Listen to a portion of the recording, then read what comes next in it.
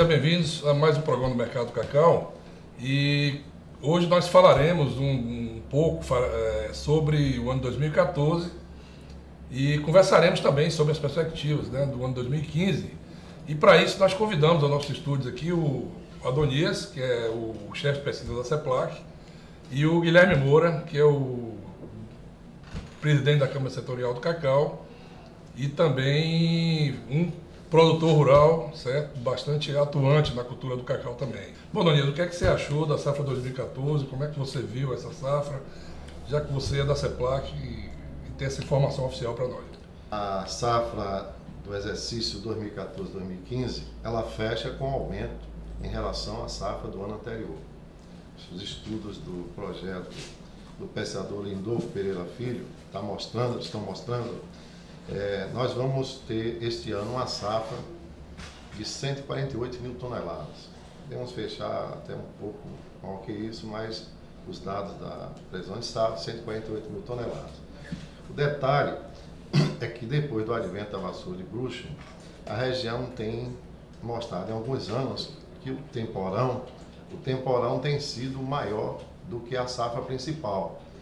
E este ano nós tivemos de uma safra de 148 mil toneladas, nós tivemos 91 mil toneladas no período temporão que vai de março a setembro, e no período da safra principal, que se inicia em outubro, deveremos colher 57 mil toneladas. Com detalhe que a safra, ela começou, a safra temporã, ela começou a ter uma carga maior a partir do mês de julho, o que dá a entender que foi uma safra única de julho a dezembro. Mas, na verdade, quando fechamos temporão e safra principal, temos 91 mil toneladas na safra temporã e 57 mil na safra principal. A gente notou que, de um modo geral, a produção caiu individualmente, tá? Então, assim, a gente percebe que houve um crescimento, pode ter havido um crescimento por parte de novas ações, algumas outras coisas, mas o que é que você vê isso? Como é que você vê esse fato? Apesar do número absoluto, né, pelo que tem sido demonstrado, parece que será uma safra maior, o ano foi um ano relativamente complicado, alguns aspectos. Primeiro, nós tivemos uma safra que, como temporão, começou tarde, né? Historicamente, nós começamos a colher a partir de abril, começa a entrar o cacau, maio já são meses fortes. E no ano de 2014, praticamente as colheitas relevantes começaram a partir do mês de junho, segunda quinzena de junho. Então, para o produtor, né, que precisa tocar o seu negócio, isso de alguma forma comprometeu o fluxo de caixa, né, e ele começou o ano descapitalizado, né, em função dessa demora da entrada da receita. E ela terminou cedo, principalmente, e aí em função do que a Adonias acabou de colocar, nós tivemos um ano de 2013 um ano muito chuvoso, né, e em função disso, nas zonas, né, onde nós temos uma cabruca mais densa, um sombreamento mais forte, né, nós terminamos a safra principal mais cedo, reputou em função dos ataques, conforme a própria Adonias já colocou aqui, de vassoura de bruxa e podridão parda. Então, foi um ano, com relação ao número absoluto, um ano melhor, mas nas zonas mais tradicionais de produção de cacau, né, a impressão que nós temos é que foi um ano com redução menor. Eu sou um produtor da região de Camaquã, né, Arataca, aquela região ali, aquela região onde é uma região tradicional produtora de cacau, e lá o sentimento que nós temos, conversando inclusive com os outros produtores, é que nós teremos uma safra um pouco menor. Não será uma diferença tão grande, mas ainda assim um pouco menor do que o ano de 2013. Adonias, o Pará também vem se consolidando aí como um mercado bastante atraente, né, assim, para os compradores, né, porque a produção cresce bastante lá, e quem pode falar melhor do Pará um pouco é você. Bom, primeiro vamos falar do panorama mundial.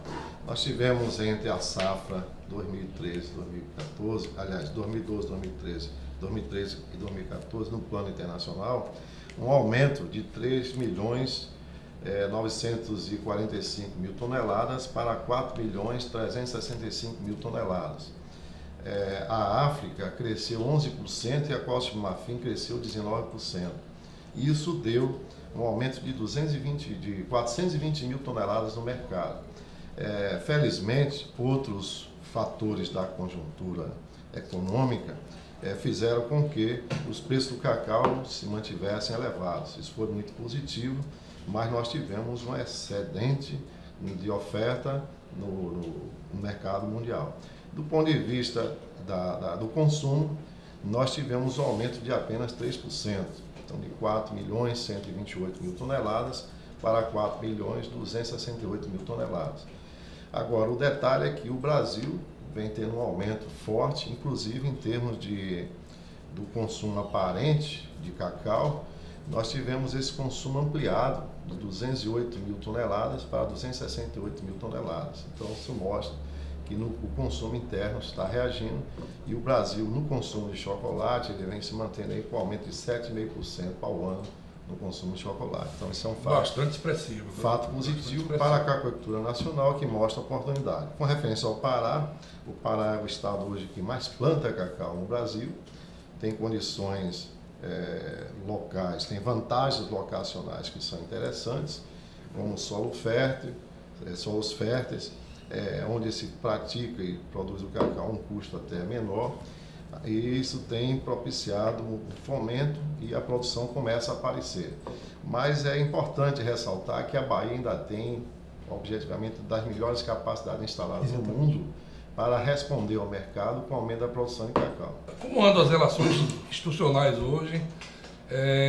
O que é que você tem a dizer de novo, né, com essa relação sua, com a nível de governo, quais são as novidades, né, o que é que você traz de novo para a gente?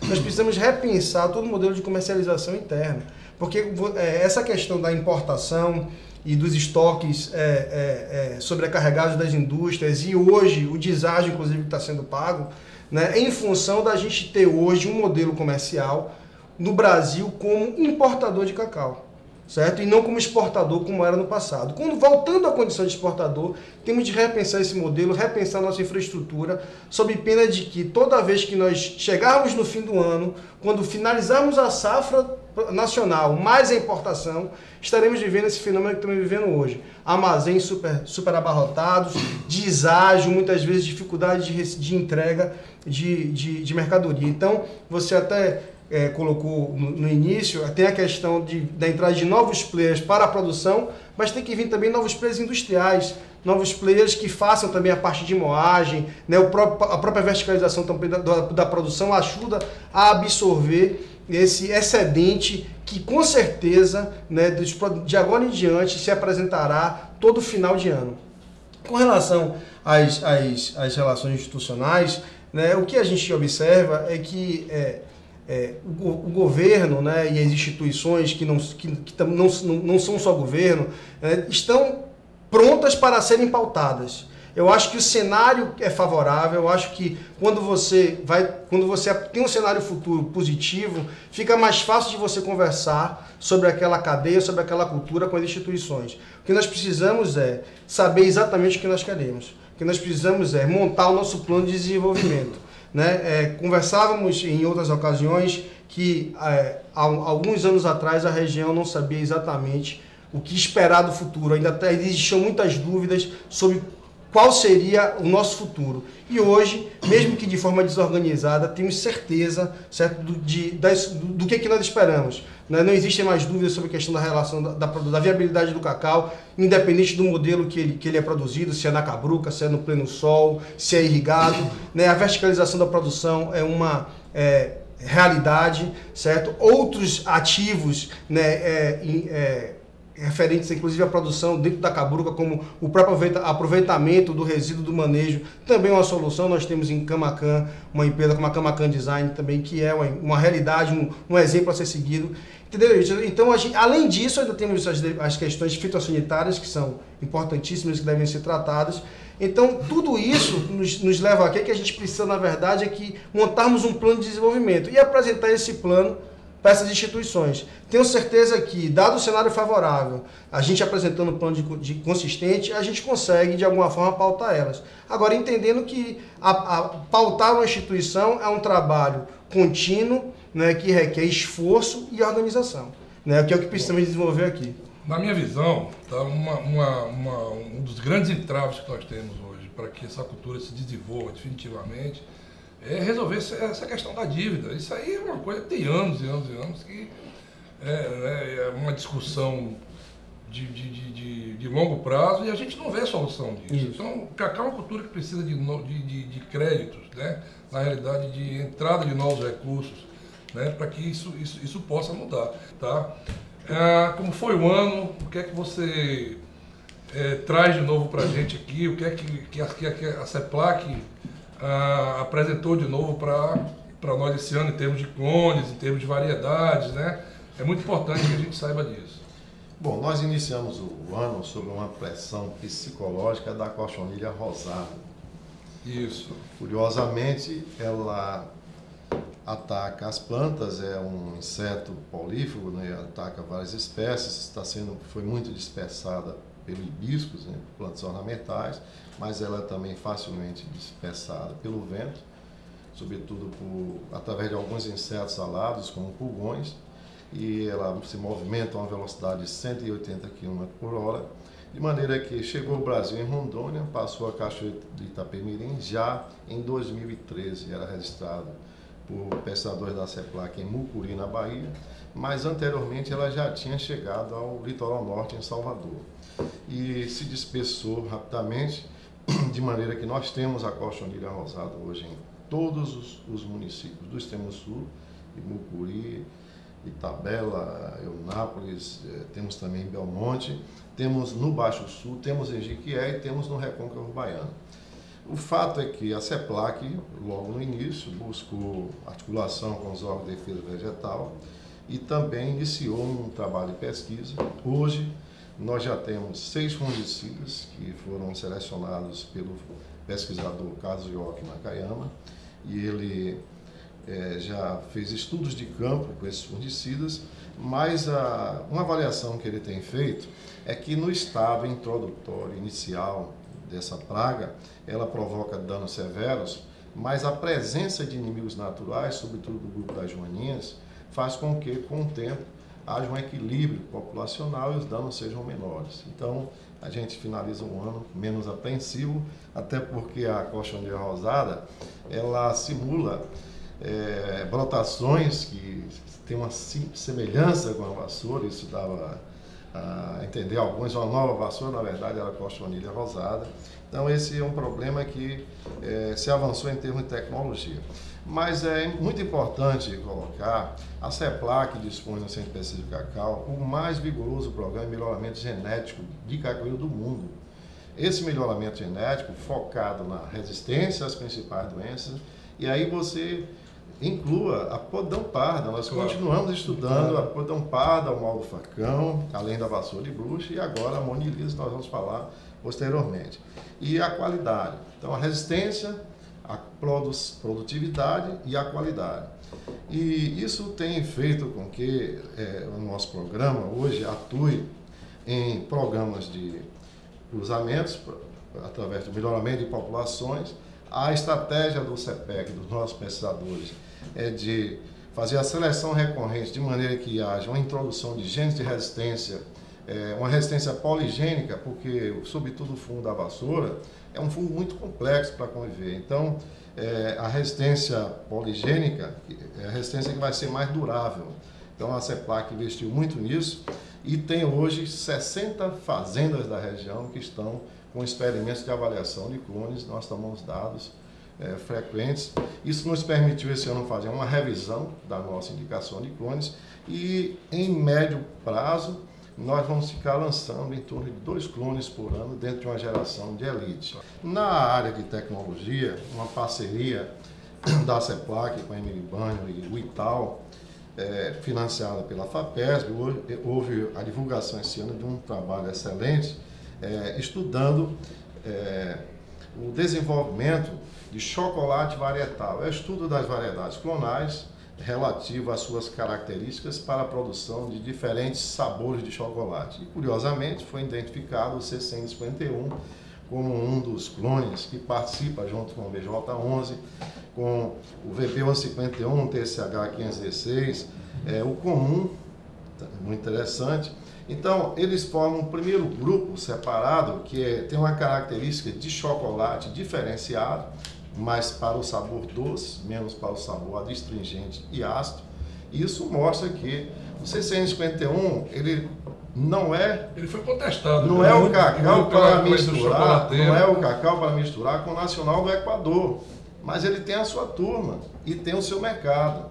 E isso foi muito importante porque grande parte das nossas áreas hoje são plantadas com esse material além desse primeiro grupo. Então foram estratificados 3 grupos.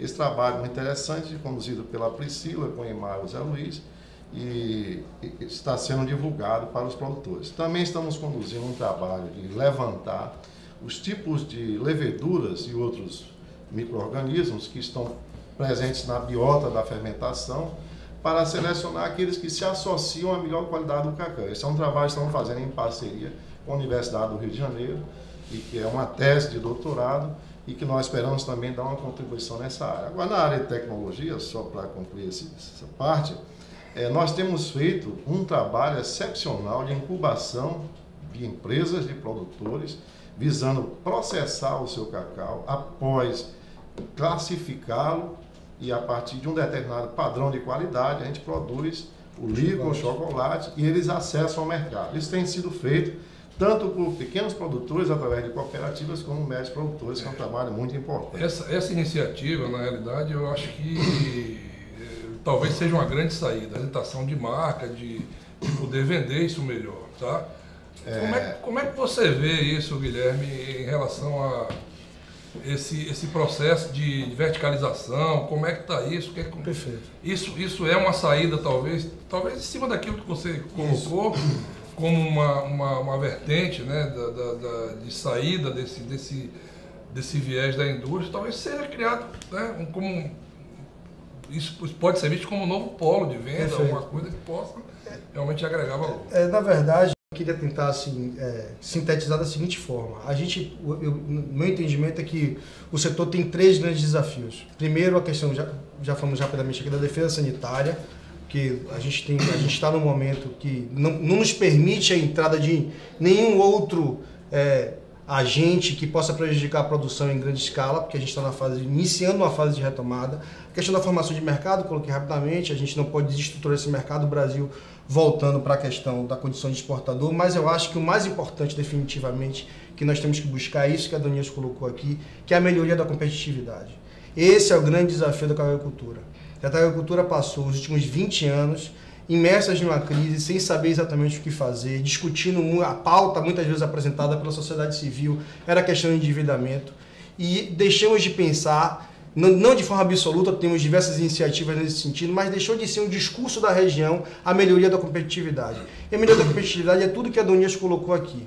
A melhoria da competitividade pode ser, do ponto de vista agronômico, você produzir de forma mais eficiente, com materiais genéticos de melhor qualidade, mais produtivos, resistentes a pragas, você descobrir manejos com fertilizantes defensivos que melhorem sua produção. Acho que nós temos que incentivar fortemente, e aí sim é um grande desafio, a questão da mecanização, certo? Cada região tem o seu tipo de mecanização. No extremo sul nós temos uma, que inclusive todos já é um case de sucesso, que é o da Fazenda Lembrança, mas eu acredito em um outro nível de mecanização aqui na região de Cabruca, com ferramentas que possam otimizar o serviço do trabalhador rural. Então tudo isso é para melhorar a competitividade do ponto de vista agronômico. E a outra forma de você melhorar a produtividade é através da agregação de valor. Então você pode trabalhar de diversas frentes. Você pode trabalhar a questão da verticalização com chocolate, com outros derivados como mel, polpa, enfim. E você pode trabalhar outros ativos. Eu acho que a verticalização através do chocolate é a verticalização mais consolidada que nós temos hoje. Certo? Eu acho que é uma iniciativa que não precisa provar mais nada, a gente já sabe que é uma coisa que funciona, certo? Agora, óbvio, é uma outra atividade que requer outros tipos de expertise que o produtor tem que se familiarizar. É muito diferente você fazer um cacau de qualidade, depois um outro desafio é você pegar esse cacau, transformar esse cacau em um chocolate de qualidade, e um terceiro desafio completamente diferente dos outros dois é você botar esse produto no mercado e ter sucesso. Então são expertises diferentes, né, que tem que ser trabalhados. Falando em pesquisa, né, a gente sabe que a CEPLAC vem fazendo um trabalho também bastante dedicado à monilíase. Tá? Eu queria que você falasse um pouco disso, Adonias, por favor. O Centro de Pesquisa do Cacau hoje já trabalha no melhoramento genético para a monilíase. Já temos 4 genes de resistência, temos os principais materiais na Colômbia, o CS95, 2 ETs do Equador. Estamos, através do pesquisador Wilson Vanderlei, negociando a introdução de materiais da Costa Rica. Esses materiais também são tolerantes à vassoura de bruxa? Alguns sim, outros não, mas nós vamos utilizar naquela planta da região brasileira, particularmente no sul da Bahia, uma planta de genes de resistência à vassoura, a monilise e a podridão parda. Esse é o nosso objetivo. Mas temos que buscar a monilise. De que maneira? Nós temos hoje promovido eventos internacionais, na nossa gestão promovemos 2, 3. Temos buscado os principais pesquisadores dos principais países que pesquisam monilise, Costa Rica, Equador, Colômbia e Peru. Nós temos feito discussões em termos de assuntos técnicos, sobretudo relativo ao manejo integrado, que envolve a resistência genética, o controle cultural, o controle químico. Já temos discutido parcerias, projetos, vários projetos já temos, já promovemos um estímulo à Fundação para a Pesquisa da Bahia, que fez um edital de inovação tecnológica, já financia alguns projetos de monilise e se encontra hoje na Secretaria de Relações Internacionais do Ministério da Agricultura várias propostas de acordos de cooperação com o Corpoica, INEAPES, CAT, e a INEAP nós estamos fazendo, e ICT, de maneira que a gente faça o que é o objetivo nesse momento, é desenvolver aqui as variedades clonais resistentes e testar nas regiões que são endêmicas em relação à doença. E ao mesmo tempo, o Brasil, como é a região indene, onde não tem a doença, nós vamos testar esses mesmos clones, porque os que derem certo lá, eles já estão avaliados aqui em termos de produtividade e comportamento das regiões.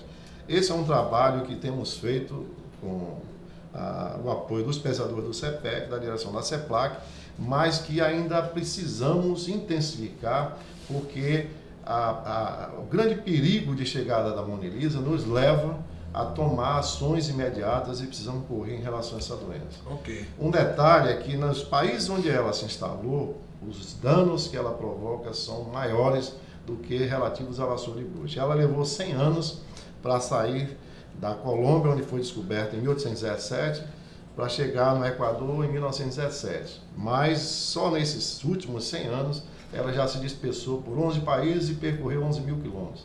Então nós temos que correr em relação a isso. Eu queria agora, Guilherme, como é que você vê o ano de 2015, né, na sua ótica de produtor? Como é que você vê a nova safra? Você como produtor falando agora também, né? E eu queria que você deixasse também uma mensagem aqui para os produtores de cacau, para o ano de 2015, né? Eu queria que você falasse um pouco para a gente. Eu queria começar tentando relembrando aqui que nós estivemos, eu e a Adonias, no ano de 2012, né? Nessa mesma bancada aqui. 2013. Foi início de 2013, então, deve ter sido, né? Eu me lembro que a gente estava discutindo a questão do preço mínimo e o cacau estava falando de preço, né? O cacau na época estava em torno aí de R$60. A gente 57, R$60 e a gente discutindo aqui um preço mínimo girando em torno de R$75. A gente termina o ano de 2014, né? Com o cacau gervesiano aí em torno variações no decorrer do ano, mas entre 105 e 115, digamos assim. Até 120. Até 120, enfim, né? Picos de mercado. Mas o que eu quero exemplificar com isso é o seguinte, eu me lembro que quando nós estivemos aqui, no início de 2013, falávamos das perspectivas de melhoras de preço, de cenários melhores, e de fato ele vem acontecendo, certo? Eu acho que a situação que a gente vive hoje é muito diferente da que nós vivemos em 2012, em 2013, certo? Mas o produtor ainda não sente, sabe? A questão é essa, o produtor ainda não está sentindo dentro da sua realidade essa mudança. Porque nós tivemos aí, Adilson, Adonias, desde 2010, preços muito baixos, seja em função do câmbio, seja em função do mercado internacional. Preços, relativamente, o preço talvez não, de forma absoluta, talvez o preço não fosse nem tão baixo, mas dada a fragilidade da nossa produção hoje, a baixa produtividade que nós temos, as dificuldades que nós temos, os preços eram baixos. Entendeu? Nesses últimos 4 anos, pelo menos. Então, o produtor veio num processo de descapitalização, certo? Nesses últimos 4 anos. E o ano de 2014, apesar de ter sido um ano muito melhor do que o ano anterior, ele ainda não conseguiu sentir essa melhora. Mas eu acho que 2015 se apresenta como um ano realmente diferente. Nós temos, ao contrário do ano passado, tudo indica que nós teremos uma produção mais cedo, né? Estamos em dezembro, o campo já mostra um início de floração, birração, com alguma força. Isso significa que inclusive a floração começou em novembro, então isso significa que a gente deve estar, a partir de abril, a gente deve ter cacau, isso é importante, porque começa o ano, o fluxo de caixa já fica um pouco mais folgado. Temos uma nova realidade de preço, acredito eu, seja em função do câmbio, que está um novo patamar, e tudo indica que, pelo contrário, a tendência ainda é subir um pouco mais. E com relação ao mercado, a Adonias colocou a questão da melhoria da produção da África, que foi uma surpresa de fato, né? Mas nós temos, assim, apesar de tudo isso, o mercado girando em torno de $3.000, e eu acredito que teve um fato novo aí que pode melhorar esse mercado ao longo de 2015, que é o seguinte: o que nós tivemos foi uma decepção muito grande com relação à recuperação da Europa, e a China crescendo menos do que se esperava. Os Estados Unidos conseguiu deslanchar, mas a Europa e China ficaram um pouco aquém das expectativas. Com o problema do petróleo, essa baixa de preço de petróleo, o petróleo é um insumo básico de muitas cadeias produtivas. E até com a taxa de crescimento da economia chinesa também, que vem... Exatamente, a China crescendo um pouco menos, e a Europa meio que estagnada. Com o petróleo no preço que está, o petróleo é um insumo básico de muitas cadeias produtivas. Então se espera que talvez esse novo patamar, né, aqueça um pouco mais a economia mundial. Isso acontecendo, né, fatalmente, né, a questão do consumo do chocolate deve entrar, né, nessa perspectiva também. E aí eu acredito até que a gente pode ter uma combinação de preços internacionais, preços da Bolsa, melhores do que estão hoje, com uma nova cotação do dólar. Então, eu acho que do ponto de vista de preço, é uma nova realidade, a produção se apresenta. Agora, o que eu acho, assim, eu acho que 2015 tem tudo para ser um ano já de recuperação. Acredito que o produtor já vai começar a sentir uma folga maior. Já tivemos um ano de 2014 um pouco melhor, um ano de 2015 se apresenta bem melhor, né? Isso de fato acontecendo, são cenários, ele vai sentir uma folga maior, né? Ele já vai conseguir perceber isso na sua vida. Agora eu acho, Adilson, assim, a perspectiva, a mensagem que eu deixo é que a gente está o futuro não vai chegar, o futuro já chegou, né? A gente já vive hoje uma situação completamente do que vivia talvez há um ano, 2 anos atrás. O produtor tem que se conscientizar disso, né? Precisa arregaçar a manga, começar a trabalhar, né? Se dedicar à atividade, e mais do que isso, né, dizer exatamente, porque, voltando à pergunta que você me fez no início do programa, com relação às relações institucionais, as instituições estão aí para ser pautadas. E mesmo sendo bem pautadas, muitas vezes elas não atendem às suas demandas, porque vivemos uma democracia, existem muitos interesses para serem conciliados. Mas o primeiro passo é a região criar esse discurso e essa pauta para ser apresentada. Certo? Eu acho que a pauta passa pela melhoria da competitividade, passa pela melhoria, né, pela defesa sanitária, passa pela formação no mercado interno. E aí eu queria aproveitar para falar uma coisa com você. Não dá para pensar em melhoria de competitividade sem uso intensivo de capital, sem recurso. Aí entra a questão do endividamento que você colocou lá atrás. Então a questão de endividamento ela tem que entrar num contexto de melhoria da competitividade, porque o endividamento pelo endividamento muitas vezes vira um discurso anacrônico.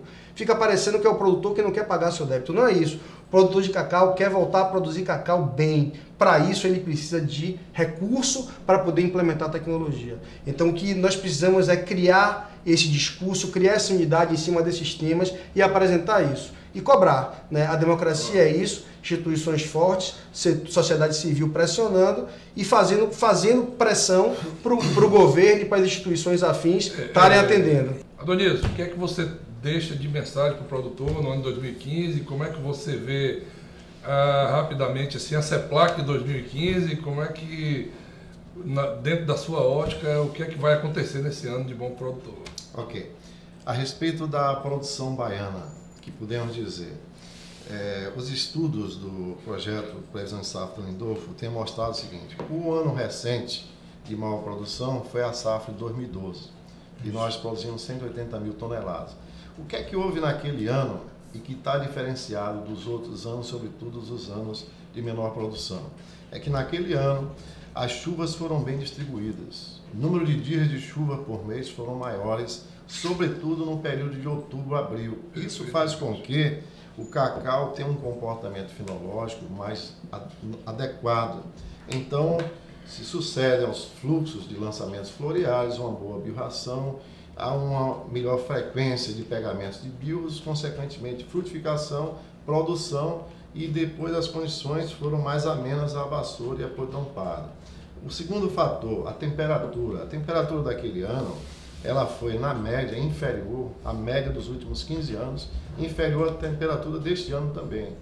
Então, esses dois fatores associados, porque cacau é uma planta de hidroperíodo, então, boa distribuição de chuva ajuda muito. Então, fez com que a gente batesse o patamar das 180 mil toneladas. Isso, comparado ao que está ocorrendo hoje, o que é que nós estamos vendo? Nós temos chuvas torrenciais concentradas, e isso, de um certo modo, vem prejudicando os eventos fenológicos do cacau relativo ao temporão. Então, dizer assim, no próximo ano, há uma perspectiva de bater novamente um recorde? Não, mas ainda estamos na caminhada, esperamos que seja um ano tão bom quanto este ou até superior a este. E é importante colocar o seguinte, o perfil da produção baiana, o norte é prevalentemente temporão, o centro fica na incerteza, temporão safra, e o extremo sul é safra. Então, a gente tem hoje uma prevalência da produção do norte e façamos com que isso seja melhorado nas outras regiões. O segundo aspecto do que você falou, mercado. Então, foi feita uma análise muito profunda pelo Guilherme, e a gente sabe que há tendências que podem melhorar o cacau, como a elevação do dólar. Então, há uma perspectiva de desvalorização das moedas em termos mundiais, inclusive do real, e isso favorecerá o preço do cacau. Segundo, o crescimento da economia americana vai favorecer. Terceiro, as incertezas africanas, que tem anos que nos surpreendem para mais, mas podem nos surpreender para menos.